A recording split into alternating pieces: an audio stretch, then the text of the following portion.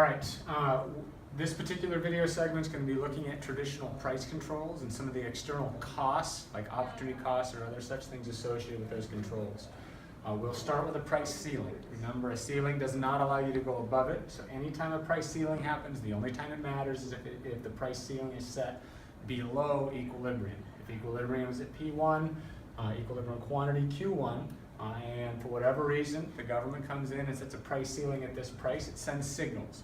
It sends signals to the suppliers to give us a quantity supplied here, sends signals to demanders to give us a quantity demand there. That obviously is a shortage. Okay? And in most normal circumstances, without intervention, there would be pressure placed on both supply and demand to move along that demand curve and end up at equilibrium. But because we have a situation where the government is limiting the price to a specific level or below, okay, that shortage stays there. The shortage is the distance from quantity supplied to quantity demanded.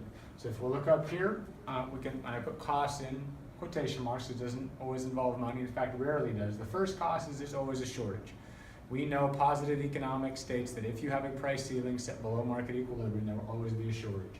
We will also, in almost every case, see a parallel market. What does that mean? In reality, that means that somebody will purchase the price, okay, at this price and sell something for higher. And so that could happen any number of different ways. Probably the most readily available example is rent control. Somebody's going to rent out their apartment for more than they have to legally pay, but they do it illegally. The other thing you're going to see in general, some of the costs are poor quality.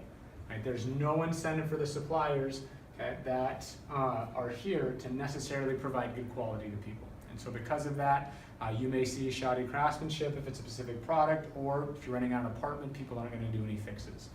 Why would you do a price ceiling? You do a price ceiling because you want to make sure something is affordable, whether that's rent, whether that's agricultural products, food, milk, whatever it is. You're just saying we don't think price should rise above a specific level.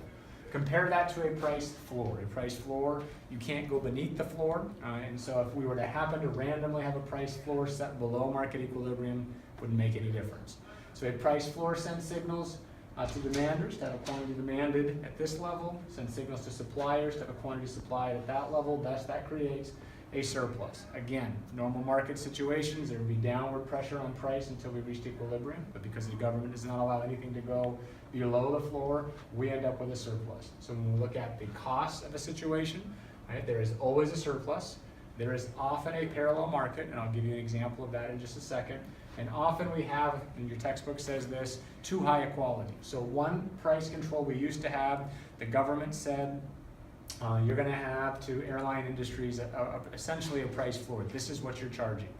And because of that, they didn't compete over price, but they oftentimes competed over the experience that you had. And on one hand, that might sound good, but on the other hand, you may have traded high quality experience for a lower price and you weren't able to. For parallel market, one easy way to think about this is if we flip supply and demand sort of on its head and say it's a supply of labor, and this is minimum wage.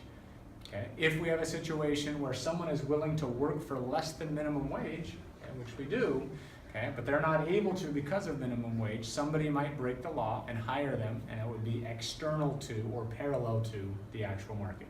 Those are your two basic price controls.